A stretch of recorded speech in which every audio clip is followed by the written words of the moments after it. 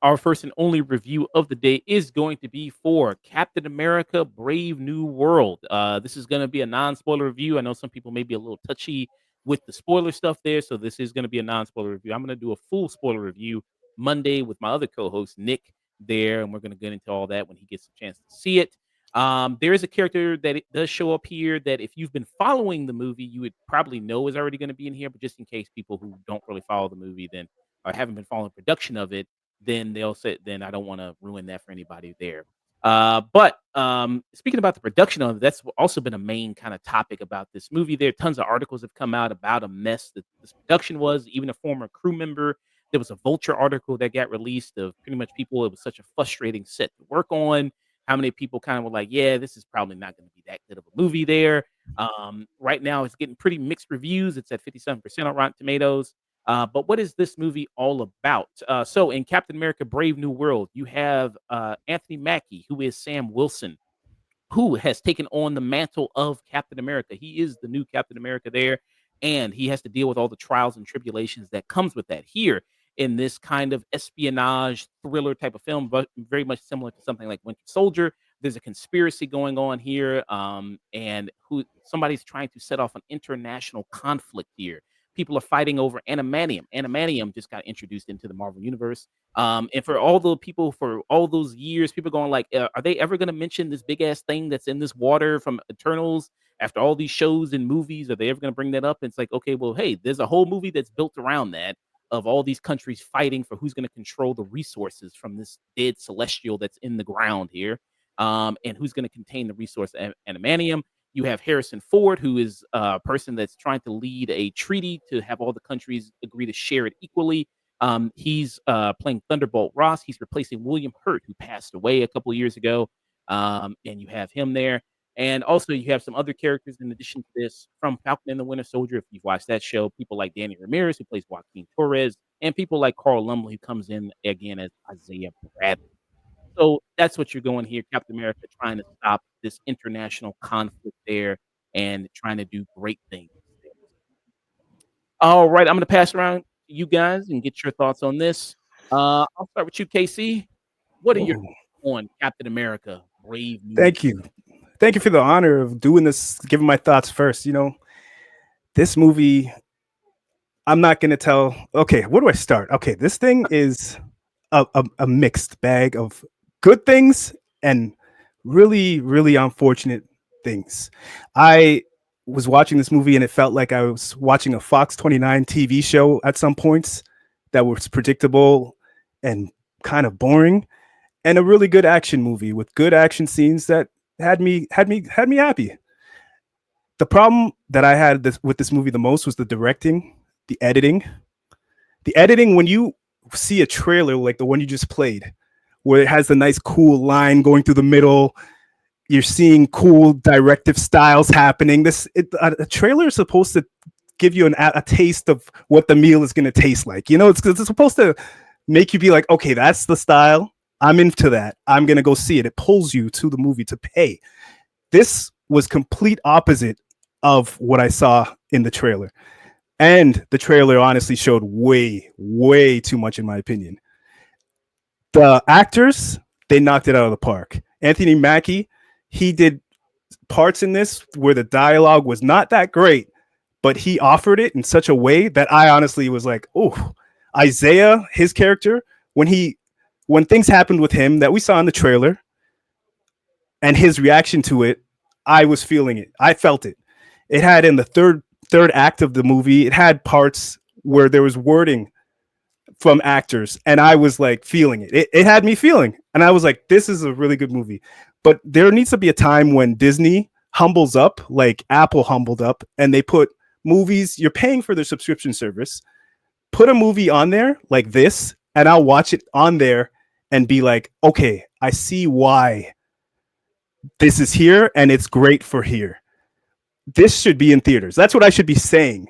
This is so good on my TV right now. I should be seeing this in theaters. not the opposite, where I'm seeing it in theaters and I'm like, this could be. I could have watched this at home. This could be a bit better. The actors did such a great job. The editing, the director did such a vanilla job. Like he was so serviceable with what he did. It didn't pop at all. This movie deserved, for being a part 4 of Captain America, one of the backbones of the MCU. We deserved a director like somebody who did the James Bond films, like Solace. You know, like all those classic the James Bond movies that just came out. Where are those directors? It deserves that sharp, rich look. Like we had it in a couple of scenes, but we didn't have it the way we needed it. We didn't. We got good fight choreography at the beginning when it introduced the character of Captain America, but then after a while, it started to fall and get lazy looking and kind of tired, especially the church fight scene. And more fight scenes on, it got very, all right, this is not spectacular at all. And Marvel heard what we like. We watched Shang-Chi, and the crowd spoken. We like fight choreography in a popcorn movie, and they didn't deliver really. So, those are my thoughts on it. I don't know if I should wait till the end to give my number score, but that's my pelting from the waist thoughts of this movie. I could have watched this at home, and if it came out at home, I'm already paying for the streaming service. Put the movie out and make me feel bad. Make me feel like this was a really good movie. This should be in theaters, not pay my money to go see it in theaters and say, I don't think I could tell somebody to go pay to see this in theaters. Wait for streaming. That's how I feel about it. Yeah, we'll go around a couple more times and we're going to do final thoughts and then give a rating there. Andrew, what are your thoughts there on Captain America: Brave New World? I've been doing the whole rewatch of all the Marvel movies, and it's pretty much just somehow I don't understand how they're doing the same story over and over again. Like the same plot beats. Oh, look, they get a new uniform. Showing up at the end looking all spiffy. Like all of those same plot beats. Which you kind of see some of that in the trailer. There's going to be a new uniform showing up in it. It's whatever. But like. I really was hoping that they were actually going to move the ball a little bit further, especially since like the chemistry between Anthony Mackie and Carl Lumbly was so good. Like they really seemed like they were actual like friends in real life. Like he has good chemistry with Bucky and the Falcon and the Winter Soldier. Like that was good, but like it was scripted and you could, they played well off of each other, with the script, but there was something real about like Carl Lumbly and Anthony Mackie whenever they're just, letting their guard down and just being real people for a moment. And I loved those scenes. I wish we had more of that. I do say that I understand that they did recast the villain in the reshoots, and the actor that they got, Don't spoil it. Oh, okay. Yeah, I mean, like it's everybody's. They're talking about this. He's in the trailers. Yeah. I'd have to say that's an upgrade from a WWE wrestler. So Seth Rollins, who was supposed to be. Yeah. I was about to say. I don't know. I can't say for I don't know if I've ever seen anything that guy's been in, but like whatever. Like Esposito is just such a oh man, he always knocks it out of the park, even though like there was not a lot in that script for him. He still sold it. So, you're right. Like just shout out to the cast because they did a lot with very little. Even Harrison Ford, who doesn't really like these movies. He just wants to smoke pot and fly his planes. Yeah. And he seemed to also give a good performance. So, maybe there is something about this director. Maybe he's good with actors, but not good with everything else in a big budget film. So maybe he should do some smaller films with people. I'd like to see that. Because like I said, there's lots of great performances in this. So the director of this movie, Julius Onah, there, and he did other things. He did the Cloverfield Paradox, Fine.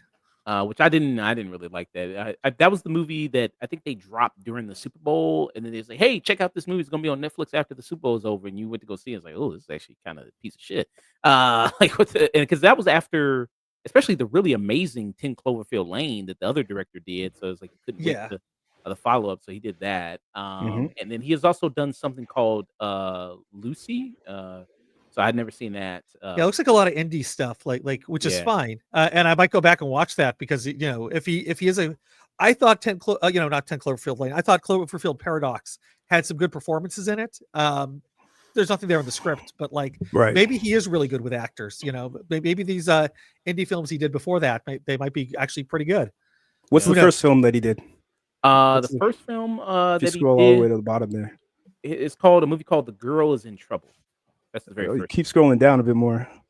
What on his IMDb there? Yeah, yeah. What do you see? Oh yeah, I don't know. I don't know. After meditations. Oh, okay. Yeah, I think it's a Yeah. lot of like short films and everything like Yeah, that. yeah, yeah, yeah. It's a lot of like short films. Yeah, I don't Um, think he's ready for the big leagues. Oh, you mm, wanted him to say his first film from 2004? Is that it? Yeah, yeah, oh, yeah. Meditations, a love story. Oh, okay. Yeah, that's the one. Oh, got it. Um, Dusk. What are your thoughts, man, on this Brave New World, man? Um, this movie has had a historically troubled production. This movie has also been reshot, allegedly. Confirmed, it's been shot at least reshot twice. Unconfirmed, 3.5 times. They have 3.5 length movies, and they've just picked the best of what they had. I would love to see what this movie original concept was before we got to where we are now. Because if this was the best that they had from those 3 retries, man, you can just feel every scene going from another feeling. Okay, this feels like okay, we need to stitch this together. Or we need this scene to stitch this together. And you can have individual moments in the characters going, well, this is kind of interesting. We'll see where this goes. Hard cut somewhere else. Hard cut somewhere else. There's no flow in this movie. There's no characters just kind of show up, say a couple lines. We sprinkle some ideas of intrigue, kind of like Winter Soldier, but a very dumbed down, watered down version of it. We would have to explain to the audience what is happening because in ADR they had to because the movie had been changed so much. You kind of had to be explained to you. That Mm. being said, the best thing people will say about this movie is probably Anthony Mackie. Hmm. I still don't think he was necessarily the right choice for the captain. They spent 3-year movies of Captain America trying to make it to Bucky, and then at the last minute handed it to Anthony Mackie, and it's been kind of rough since, but he does the best he can with the dialogue he's given, and he's given some rough dialogue. Anthony Mackie is a very talented actor. He's shown his quality more than enough times to show he has a large amount of range. I really wish this was a better movie for him, and honestly, uh, it just shows that what potential was lost in this movie. A lot of it that they were clearly wanted to be spoiled was released in the trailers. They Hmm. really showed way too much of this movie if they wanted it to be as intrigue specific as they wanted. The actor who plays Isaiah Bradley is also good. He does a good job what he's written with. They do have genuine chemistry. I would say the Joaquin character is a Joaquin little Phoenix. too a little too light. We don't get to know him too much, and he feels a little forced in. He never quite fully shows his qualities, unfortunately. But all those are smaller details when it comes to just the overall picture quality. And man, it is just all over the place. And the biggest problem I have with this is at the end of the day, everything they're bringing together, this shouldn't have even been a Captain America film. This should have been a Hulk film. You have Mm. so many characters from the Hulk that is in this movie without even going to spoilers. You have the Red Hulk. You have mentions of certain characters that happened to the Hulk previously. Hulk's mentioned on occasion, and there's just not enough bite here to have really drawn in a Captain America story. It just feels like an add-on, like a bonus that they filled that tried to fill in the gaps with the movie they already had. And that's what this movie feels. It feels like a hodgepodge stitched together mess that they just slapped on the big screen and went, well, you'll watch it. It's a Captain America movie. And I'm sorry. You spent a decade showing me that I should have higher expectations. Really high expectations, honestly. And that's your fault if you can't live up to it. I feel sorry for the director, who I just don't think was ready for prime time, as you said. But I feel bad. I feel bad for the actors. I feel bad for the people who can't talk about. I feel bad for all of it because clearly a lot of time and effort went into this that just was unfortunately just a mess. I will make one comment. There's a character in it that you've seen in some of the trailers who has been very controversial, quote unquote controversial, about whether or not her role was going to be adjusted in it. She is a secretary of intelligence for the president, and you find out more about her character. I think she was unfortunately very miscast for the role that she was given. Her stature just does not belie the character that she is trying to play, and that's no fault of her own. That is the director and the casting coach. I'm You short sorry. shaming. It is. I'm sorry, but when there's a hallway scene in this movie, and it happens, and they just show the scale, the difference between 6'2" full geared guys, and she is in this quote unquote leather outfit, leather jacket, Motorcycle jacket. motorcycle, yeah, whatever BS they want to call a costume, whatever crap they want to call that as a costume, and go, all right, yeah, you can handle this. And I was just like, no, there's just no way. You can't. Immediately took me out of the movie. I was already on like, I'm not really falling. This isn't really going well. And then that scene just alone was just like, okay. And that scene didn't lead to anything else. She just gets one moment to do a ridiculous fight scene, and then it's like, all right, moving on, hard cut. Mhm. Oh, we got to follow a plan, hard cut. Oh, let me talk to a buddy of mine, hard cut. Oh no, we gotta stop Japan and America, hard cut. And Yeah, I can see the memes. I can see the memes coming out where she's like, oh yeah, okay, let's do this. And then she runs and then it switches over. Some guy just like flick a fly off of his shoulder. Really does. You know, Yeah, exactly. Yeah, you know those Instagram memes? Yeah, I Absolutely, can see those being made soon. And I feel so bad for the actress. She was horribly miscast for that character. Yeah. And it was very clear. And her character, I've been told, like everything Character, else. was there even a point? Yeah, that so character? apparently, so like everything else, a lot of the problems in this movie stems with we're missing 2.5 movies worth of content. Again, this movie has been shot 3 times. 3 times. Nuts. It has a budget. So that Disney has told, allegedly stated that their official budget, which they've lied in the past, that their budget currently is $260 million. That's a lie. People actually estimate it to be around $550 million, all things considered. Now, I want you to remember that price. That's over $500 million for one movie that they filmed 3 times, sometimes without even a script ready, that they've changed so much. She was supposed to be Captain Israel, aka Sabra. She was supposed to have a costume, but because of the unfortunate war that broke out recently between Israel and the Palestinians, they've gone, well, we can't do that now because her costume is literally the Israel flag.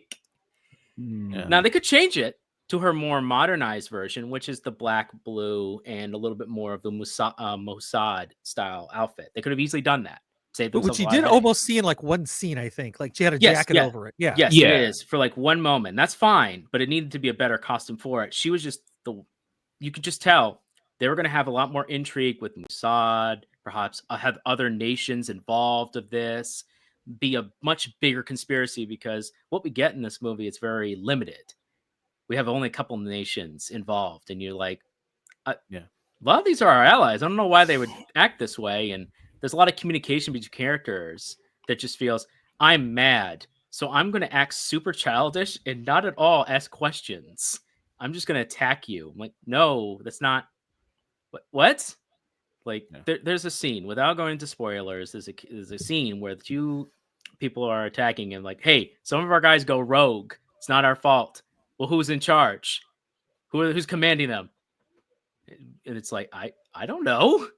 Like, you don't know. The fact that I just said a couple of our guys are rogue, the other 4 should have been, okay, are you sending any additional fighters to back them up? No. Okay, we will defend ourselves and help you take them down.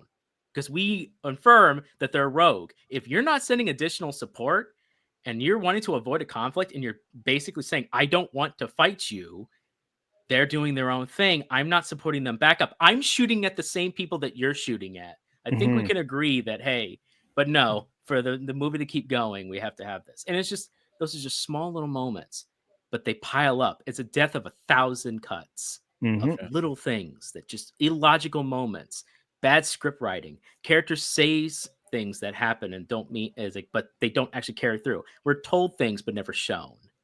Yeah, And that's a it big belies problem. in, unfortunately, a movie that was shot 3 times, and they've just had to cherry pick what they believed was the best stitching together possible. Yeah. Presumably. I haven't seen the other 2.5 movies. Yeah. And so yeah, you got reports like this. This article came out here. The most tense Marvel shoot here, explosive Captain America Brave New World report details behind the scenes difficulties, including a cranky Harrison I'd be Ford. cranky too if I had to shoot I without a mean, script. isn't Yeah. Harrison Ford always cranky though? I mean, that's kind Yeah. of like, Yeah, I yeah. mean, That's what you he's hire kinda- him for. I mean, I I've mean, met he's him kinda always- twice. The man is cranky. you know, He's uh, irascible at best. yeah. He's pretty much always mad, which actually worked to his benefit here. I think he, as Thunderbolt Ross, as the president, I think it, what I mean, constantly kind of barking and growling, and it actually kind of works here. I think, and Yeah. he's one of the better things in it for it. No, Yeah. yeah. You talk about the mess of the production there. Some of the movie being shot so many times, the numerous reshoots, but gave people such a pause there about how many times it was reshot. You mentioned the character there with the character who the actress is Israeli. She's an ex Israeli. She used to be a part of the IDF there, Mhm. which is mandatory conscription for a lot of Israeli people there. So that was controversy there with around this movie. There was also controversy around things that Anthony Mackie said about the character of Captain America and Yeah, what in Rome. Captain America meant there. So there was also that on top of it. Yeah, and you're right with the character of her who's playing Ruth Bett there. Rufus, Um, she's who kind of was feels like Sabra in the comics, aka Captain Israel. yeah, Hmm. Captain Israel there. It kind of feels like her character kind of feels like John Carlos Esposito's character, where it's like Yeah.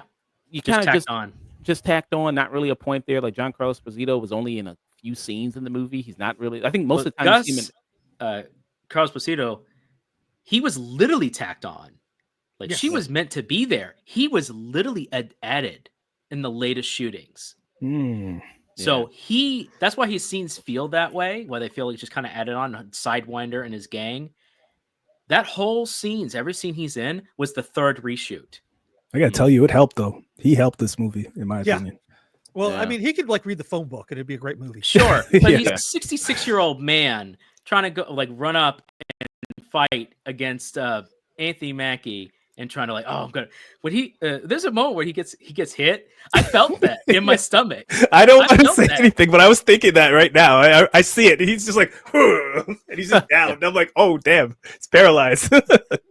Yeah. It's over. And and I mean, why even get this actor if that's all you're gonna really do with him? I mean, maybe he could come back in some other stuff, but it's just Marvel like, money, baby. yeah. I Yeah. mean, it's just kind of a waste of him.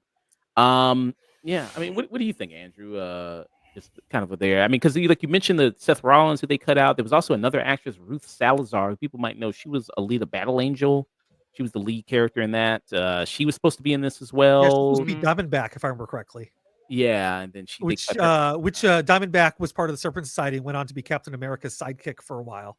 Yeah. Hmm. Okay. So there's Yeah. going to be a whole. That's Seth Rollins' character. He was going to be part of the Serpent Society as well. He was supposed to be heading it. There's a whole plot of the whole Serpent Society that just got completely cut off, and then whittled down to only the Gus's character from Breaking Bad. I just know him as Gus. Mhm. Carlos Esposito. Yeah. That's it.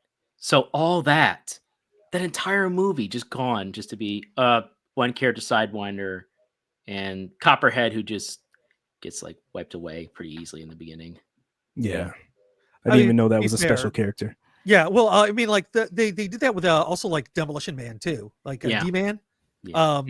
who's an insane character from the comics. He like starts off as a professional wrestler, but like in the superhero league of wrestling, and then becomes like the Thing sidekick, and then Captain America's sidekick, and then he's frozen in ice and becomes a homeless person who's like the king of the underground homeless people in New York, and then becomes schizophrenic, and then they reveal he has a boyfriend, and now he's like a trans counselor in the Marvel universe. Hmm. So like strange, weird history there. But Yeah. they had like his character was in there very briefly as not even as D-Man. You don't even get the ridiculous costume. So a little disappointed by that. Yeah. Yeah. Um, and I don't understand why this movie was such a tough nut to crack. I mean, you've already basically done it. This is just trying to be Winter Soldier again, and Winter Mhm. Soldier still is my top MCU film. I still love it. It's in my top 5. It's one of my favorite films of all time there. Mhm. And recently, I just did a retro review there with Sage from Radiant and from Maturity. Did a retro review for Captain America: First Avenger, which was Mhm. 14 years ago, and I Wow. was like, "Wow, this was back in the day." You know what I mean? I was like, "Wow, this was back in the day when you didn't have to watch like 5 movies and a TV No, show to understand what's going on." And then Yeah. here, you got I think that's was MCU's biggest mistake, was making people required to watch instead of just having these TV shows as for fun. You didn't have to follow them. They were just one-offs or offshoots. They didn't connect to the main continuity. And maybe if they did later, they just get barely mentioned. This is a character. You already know this character if you've seen the extra stuff. And if not, we're watching a movie with this iteration of that character. Oh, it's that show you like. Okay, they're here now. We don't need Mhm. to know anything else. But this movie expects you to have already seen Falcon and the Winter Soldier and know who all these people are, or at least yeah. half the cast. Casey, what do you think about that? Did you think with now we're so far into MCU, did you think that's also one of the things kind of holding it back? Of you have to have seen Falcon and the Winter Soldier, Eternals, Incredible Mm. Hulk, Endgame. Mhm. I think it's a interesting place that Marvel's in, and they're in a place that nobody else is in, and they're currently turning the tides on the unfortunate things that happened during COVID and reshooting of these movies that they probably had to hold on to, and we're just seeing the blowback of all the real issues that they had to deal with on such a expanded universe on such a big scale in the theaters. So it's easy for us to like Monday morning coach this and be like this and that, but it sucks for Marvel and the big vast position that they're in and the fact that they're trying to expand it more. I don't know. I feel bad for them at the same time, but it's still interesting to see. That's why I still like to go see these movies. Mm, But this is something we've never seen before. They're expanding this even more and more, which is scary because it's like, okay, it's about time for them to bring something more entertaining for us, the people who are watching. And some of these shows, yeah, they're not really worth having to watch. Like Secret Invasion, that was a disappointment, but it connects the dots to something else. So yeah, it is unfortunate that it's like that, and I wish it sucks, but we'll see what happens. yeah. Well, I mean, one of the advantages of a comic book, being turned into a film is that you have Mhm. examples of what works and what doesn't work. And Yeah. Marvel had tried a couple of different things over the years to deal with the fact that there's like continuity heavy, which has always been a complaint about comics. Like that's just a long time standing. But this is going to be sacrosanct for me to kind of praise Jim Shooter.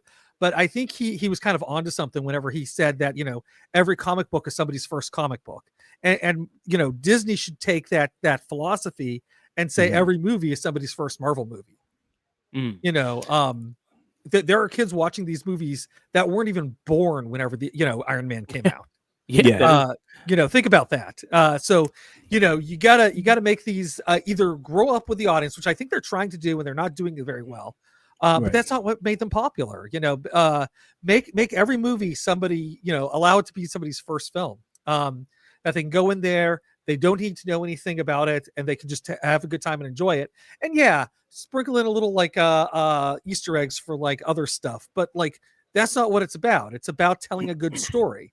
Yeah. Because the other way that Marvel handled it, they also created the new universe, which was another Jim Shooter idea, which was terrible, which is basically like deep sixing everything that existed and create something brand new. And then in the 2000s, they did the Ultimate line, which was basically trying to just bring back the characters, but with no continuity. So you start Mhm. fresh, and that's how we got uh, that second Spider-Man, who's Miles Morales. Um, Yeah. that's where he kind of came out of. But like I said, it's there are ways around this, and I think uh, you know between just that kind of train of thought of like what did the comics do that were successful and what wasn't, what would work for Mhm. films, and what lessons we can take from the comics and put into the films, And like James Gunn put out those rules for those DC movies, like the script always has to be ready before you start shooting, Yeah. and all that. Those like 3 rules he had, like Yeah. like honestly, like it's right there. That's what they were doing beforehand. I mean, like they really just let directors come in there, tell a good story, and then like, okay, we're gonna build a few things off here, so we're gonna put we're gonna ask you to put a few little things in there. And they worked out pretty well, I think. Yeah. But that's because they were like director controlled, and like I said, this what's his name? Julius Ona. Julius Ona, yeah. Again, he hasn't done a whole lot. I mean, this is like his second big budget thing, and Yeah. he doesn't have a great track record there.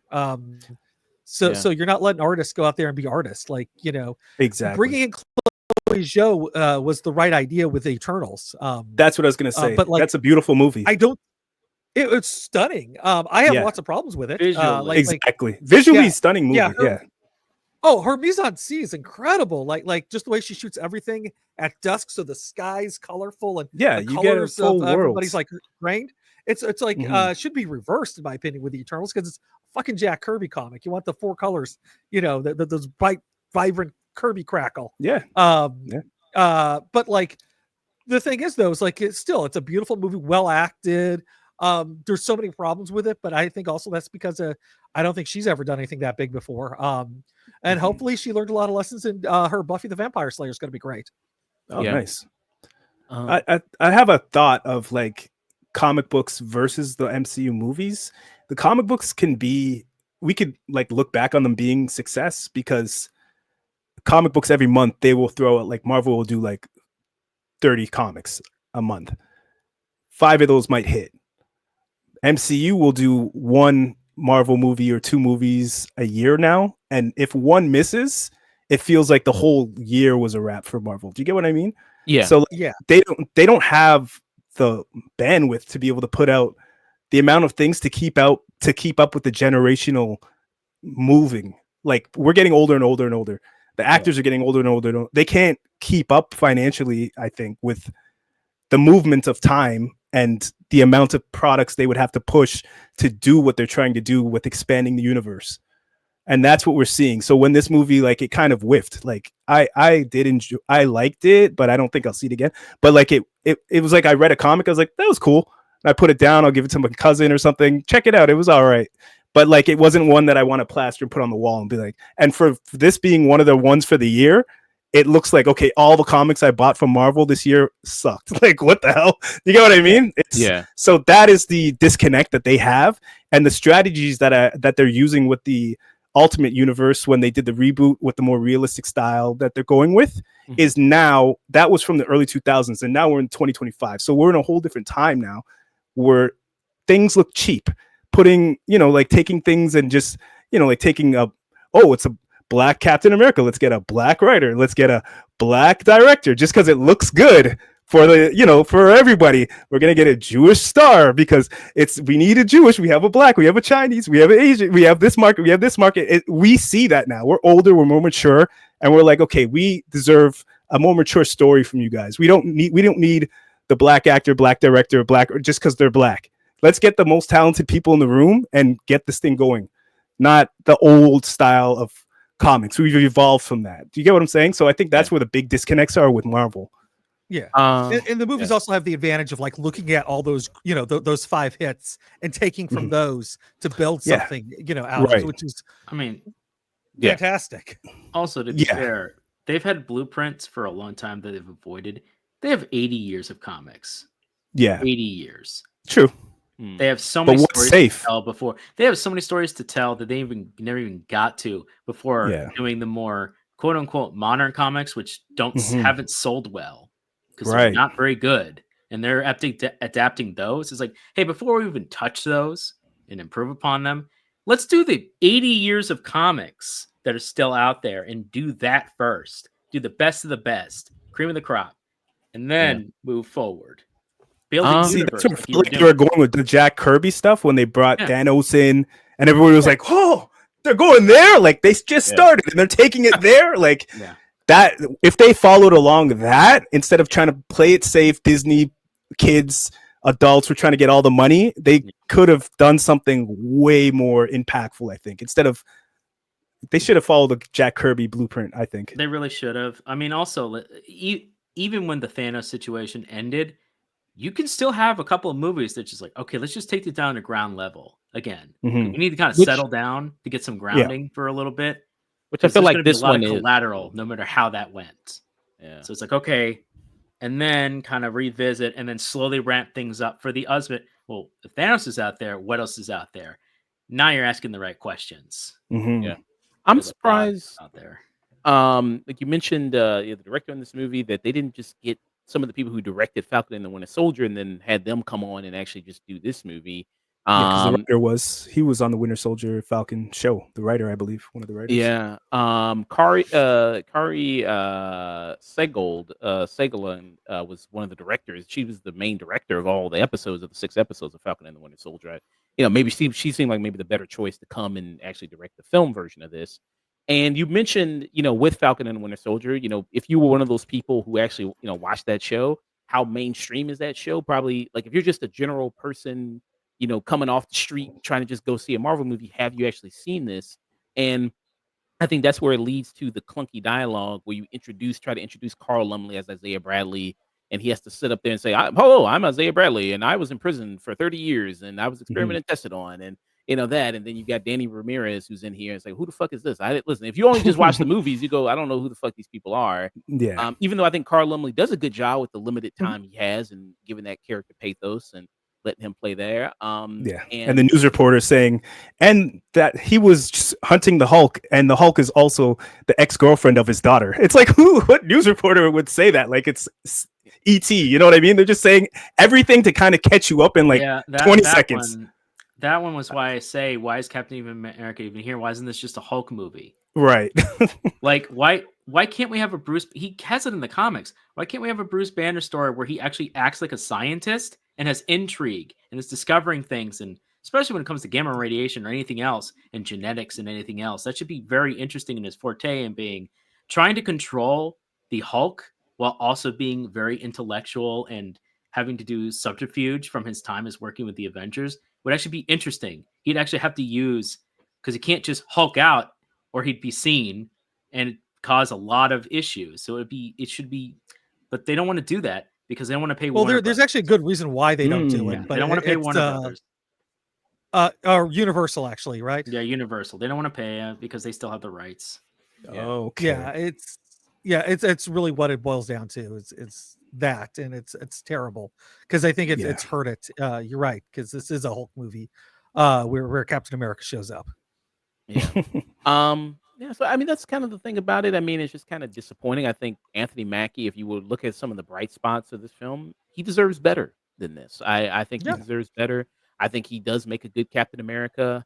I do like how they touch on the fact of his counseling experience and the fact that he is good with talking to people. They always reference back to that. That's a superpower. Yeah, I mean, he is able to really bring the best out of people and see the best in people. Even though in this movie, you know what I mean, I think he's too friendly with Thunderbolt Ross there. Feels like a tool at points, right? Yeah, you know what I mean? Yeah. He's like, well, he can change. It's like, apparently not. I mean, given the actions of this film, I mean, what the fuck he does is like, no, I don't think he's changed. Yeah, they're very he called you boy. It's like, did he call him boy or something in this movie? Yes. I was like, you're going like, really? Yeah. But no, he calls one him thing I will say, son, yeah, similar thing. But I love the way Anthony Mackie really felt like full Cap in this movie. He didn't feel like, am I Captain America? Am I not? He didn't feel like I'm past this. I don't want to do this. He felt like confident, full Falcon Captain America in this movie. And that felt good to see. Yeah, especially after the TV show. Like the TV show built it up, like because that was his trepidation of like, do I take on the mantle? Can I be him successfully? You have Carl Lumbly showing up, saying, no, son, you can't. I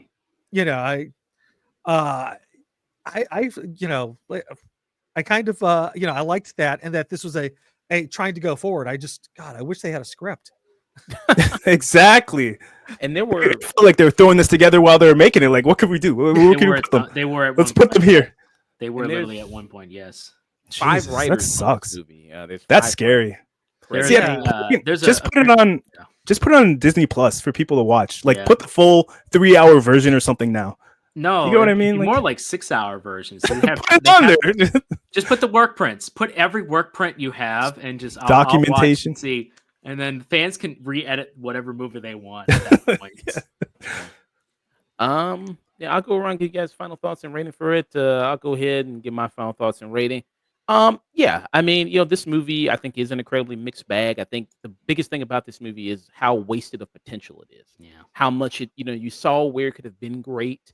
Um, where it could have done a lot with the whole espionage thriller type aspect. Again, like another Winter Soldier type thing there. And I think they dropped the ball there with all the troubled kind of production of it and with the numerous writers on this and just lack of direction for this movie. And people fluctuate between with Marvel of we're so back. No, we're dead again. Oh, we're so back and we're dead again. And this is gonna be the we're so dead again moment until we get the we so back moment again. Which I think that this movie, I already thought this movie was gonna be mid. I mean, the trailers didn't really impress me anyway. So I already this was about what I expected from it. I think the real test will be Fantastic Four. Can you actually crack that and can you actually get that right? Because as Casey was saying, this was still part of the COVID era of Marvel stuff that they were doing. So this is like the last one of these. So I think I give it a little grace. So the true test of that, I think, will be Fantastic Four. And yeah, some of the performances, like Andrew was mentioning, kind of saved this. With like Carl Lumley, Harrison Ford. I think him being angry and grumpy actually worked for a performance like this, and it actually challenged it well. Some of the characters that come over from Falcon and Winter Soldier, like Danny Ramirez, who's the actor who plays Joaquin Torres. I thought he was a little annoying at points. He was a little too much of like Scrappy Doo of like, let me put like tugging on Sam Wilson's leg, like, hey, let me do it. I want to join. Let me do it. You know what I mean? I can do it. I want to fly. Like, okay, all right, calm down. I thought that was, and I liked him. I thought he was decent in Falcon and the Winter Soldier, but here I don't think he fits all that. I think he's kind of a little tad bit annoying. There's some characters that like you tell slapped together. Giancarlo Esposito as his character, he's just thrown in here. The character of Ruth Sabra, who's thrown in here. She really, like you said, she's tiny. Even standing next to other women, she's tiny. I was like, every time I saw, I was like, who let their little daughter up in here? You know what I mean? Every time she showed up on screen. I thought it was like, oh, is that like somebody's daughter here, or they recast the Wasp? Yeah. Yeah. There's no special effects. You just put the suit on and there you go. There's no special effects needed. And like, I mean, compared because they say like, well, she's got Red Room training and things like that, so it kind of gives you a little something. But even Scarlett Johansson, I mean, Scarlett Johansson's a little bit tall. I think she's like what 5'7", 5'9". She maybe? had difference. Wait. You're Scarlett Johansson actually looks to have the figure, and she can actually do the stunts. And additionally, another example, if anyone had ever seen NCIS, the actress who plays Zeba, she may not be the tallest person, but she does have physicality, and they always were able to shoot her in a way where she was looked taller, so it could work. And that was on a TV budget 15 years ago. Yeah. So, but you do have a certain casting where even you have to allow, if you're going to write this background for a character, it needs to be believable. Yeah. And that's also the problem I have with they introduced Elena.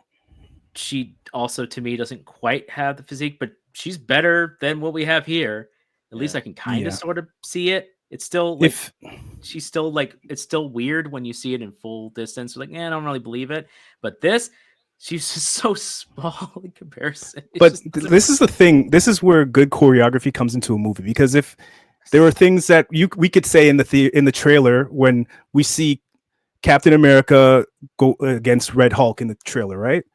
That's parallel to this captain that you're talking about, and a 6'5" guy. So if we had good choreography, they would figure out a way to make her an adaptable, like hurting, like a real threat with her fighting moves. Like jujitsu and stuff like that. It's for the smaller person. Knives, weaponry. If they showed her, displayed her in a way with proper choreography, it would have worked for us. But this movie didn't have that. So when we're seeing her do tributes to Scarlet Johansson, it falls on cheap, because then we're automatically comparing her to a woman who is almost double her height, double her build, and we're like, no, that doesn't look right. And had good fight choreography in Iron Man 2. Like, Exactly. The fight, Yeah. and it was clean. You could see it. You could see exactly where she was going and what she was doing. This, it was like tight, and you're like, did she just? She just did the thing, like, didn't she? And no way she could pull that. Just horrible fight choreography. Yeah. Some of the, some of the fight scenes in this, and people say, what about some of the action? I didn't mention that much. It's okay. Yeah. I think some of the stuff Yeah. Anthony Mackie does with the shield is okay. Yeah. Nothing I don't think is as impressive as something like Winter Soldier. But No. Casey mentioned it, with like, it being this kind of being a show with Falcon and the Winter Soldier. It's like, this doesn't feel like this is like the big movie version of that. This just feels like 2 episodes of that show back to back that you're kind of Right. watching. It doesn't feel like the Exactly. big movie version. Like in the middle though, like or towards the end. Yeah. Yeah, the sad part is, for this big mystery of this movie, really at the heart of it, for a subject that could have been a global disaster or could have started a war, the stakes feel surprisingly small, like very small in comparison. And That's because of the director. Yeah. Yeah, and not even one no, mention it's of the Canada. director, the writing, the scripts, Yeah. everything else that came with it. So it's true, like the captain goes down to the ship, but if you had guys not operating the engines well, and you guys weren't taking care, and you made the ship out of cardboard, ain't much a captain can do when his ship could easily be destroyed. So Yeah. I think the burden goes to everybody. It goes the most to the director, but the success as well as the failures goes with everyone. I've seen Tyler Perry movies where the set design looks bigger and vaster than this White House. The Tyler Perry shows I've seen, the White House looks way bigger. Damn, man. Come on. That's mean. Damn, man. No, this felt small when they were in like the little blue room when they were talking. They're trying to make it look like an Oval Office too. When he was at the desk, when he was at the podium having a little meltdown, he kicked the podium over. That's it. Yeah, the CGI in the background. That really and it also didn't help that like you could tell that they like these were different shots from like reshoots probably because none of the shots were like integrated too. It was just really weirdly filmed and you could see, especially that Rose Garden scene, like you could really tell that that this was edited together from different takes, and there wasn't that there wasn't the scale, because like I mean I don't know if you've ever been to the White House. I haven't. I've been outside of it, but I've not been to the Rose Garden. But like seeing it on TV, it always looks like there's a lot more to it. They could have done something. We'll get you in the White House, Andrew. We'll get you a Medal of Honor, man. We'll get you in there, man. The White House before they stopped the tours. I did the White House a long time ago. Yeah. No, the last time I was nearby it, I was lost. I needed directions, and I saw 2 guys with guns standing outside of it. So I grabbed my oldest, who was like 4 or 5 at the time, put them in front of me, and walked up to them asking for directions. And they're pointing their guns at me, telling me like, "Back off!" I'm like, "I just need to know where the street is." Like with my child in front of me. Like, don't shoot me. Elon Musk had the child in there a little bit. Well, I figured that would like disarm them, a bit. Like, just let me ask a question. Yeah. Don't shoot my kid, please. But yeah. So for this, I mean, I give it just a kind of a lowish stream it for me. I think it's, as far as their worst thing, I think it's better than the Marvels. I think it's better than the Eternals, but that's not really saying much. So if I just give it kind of a low stream it. Casey, what would be your final thoughts and rating for Brave New World there? I think Anthony Mackie carried this movie on his back. The actors all did a great job. There's a bare bone great story in this movie, but it's just so messy and so cheaply put together that the editing was bad. The directing was very just bland, and it just felt like I was watching like a whatever type of show on ABC or Fox 29. The intrigue was good, which kept me interested in wanting to see what unravels from the story, but the payoff wasn't as good as I was hoping it would be. With a movie like this, where it's spy type of stuff, you would think the twist would be something bigger, but this was doomed by their confidence in the movie and burned by the trailers that they put out there. So I wouldn't recommend. I couldn't tell my friends and family to pay $20 to $30 to go see this in the theater. They would be pissed at me. So I couldn't tell my fam out there on the internet to go pay your hard-earned money to go see this in the theater. I would say, throw me a 5 and I'll throw you my password for the weekend. You could check it out then, stream it. But Okay. I give this a I give this a 6 out of 10, and I'm being very generous because I'm giving it grace because I know I'm giving it an excuse because of all the back stuff that happened with the COVID and the arguments in this film and the restructuring and all this. I'm giving it grace, but I give it a 6 out of an unfortunate, heartbreaking 6 out of 10. 6 out. Okay. So yeah, that'd be about stream it on our scale. Definitely stream it.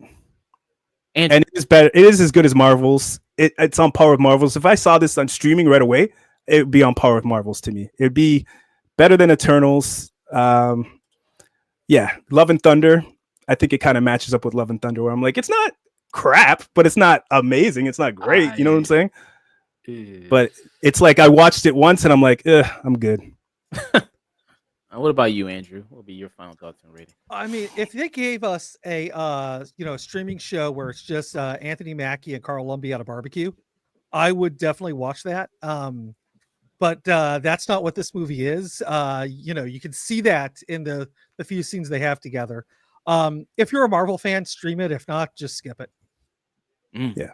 Okay. Dust, what about you? Yeah, this is a skip it. We try to be nice about it, but there's just so many problems inherently with this movie. Yeah. You're not really missing much, and by the time you come to the resolution, my main thing was, that's it. That's all this is. That's what the big mystery is. That's what we're wrapping up, and by the end of it, you just go, oh well. So really, nothing really kind of changed. We're kind of in the status. We're in a weird status quo. Everything kind of worked out, and that's the end of it. There should be a consequence. A movie should be an event. I shouldn't be wondering, so why are there certain characters here? What's the purpose of them being here? Why is this Right. happening at this point in this time? And then going, oh, because the movie was shot 3 different times, and that's why. And if you Yeah. don't know that walking in, you're just going to, if you saw this in theaters, I would be completely understanding if about 20 minutes in you watch, or at least halfway, and you were like, I want my money back. Absolutely, could absolutely understand. You should never go to a movie like that. And even on streaming, I'm gonna be perfectly honest. It's just, you look at the difference between the Winter Soldier. What's this movie's trying to be a watered down version of it. It's trying to capture that magic, but it just, you look at the difference between the cinematography, the effects, the sets, the acting, the writing, and the cameos, everything together with it. The Winter Soldier demolishes, beats down like the Red Hulk, anything that this movie even tries to be. And the CGI, I just felt so bad for the people working on it because they're getting crunched. They have to do this, and they have no choice about it. And for that reason alone, unfortunately, and the many, many myriad of the reasons we brought up, I just can't give it anything more than skip it. It's not the worst thing I've ever seen. I don't hate it. There's just no reason to see it, even on a streaming. You can just kind of skip it. You're not really missing much. On the bare bones of a curiosity, and as a Marvel fan, then it's a low stream it. For everyone else that wasn't that much interested to begin with, this is skip it. You're not missing much. Yeah. It's a shame because, like I said, I think Anthony Mackie, some of the crew there, a lot of the crew, they deserve better than this, deserve better than the output there. But with all the stuff that kind of went on there, yeah, it kind of got the product we did there. So, yeah. So, I give it a low stream it. KC, he gives it kind of Low stream it there. stream. Low stream. low stream. Andrew gives, hey, if you're a Marvel fan, maybe you'll think it's somewhat decent, give it a stream it there. But if not, you probably skip it. Same thing with Dust there. He just says outright kind of skip it there as well. So that was our thoughts on Captain America: Brave New World in theaters now.